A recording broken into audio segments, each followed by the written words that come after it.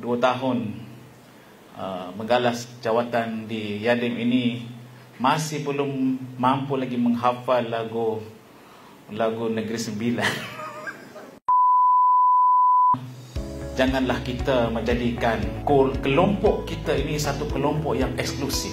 Masalah pendakwah pada hari ini ialah mereka sangat eksklusif. Akhirnya aktiviti dakwah itu hanya berlaku di kalangan kita-kita sahaja.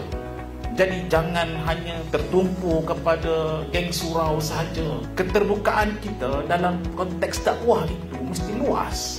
Dan harus diingat, agama itu bukan sekadar kita mengajak kepada aktiviti-aktiviti ritual, bukan sekadar mengajak kepada solat, bukan sekadar mengingatkan tentang Ramadan, tentang puasa ataupun perkara-perkara lain yang bersangkutan dengannya, bukan sekadar meraihkan hari-hari kebesaran. Bahkan agama itu adalah sesuatu yang bersifat membina ketamadunan. Nabi datang kepada satu kaum yang jahil, yang tidak punya ketamadunan, yang akhlaknya rosak, sosialnya hancur.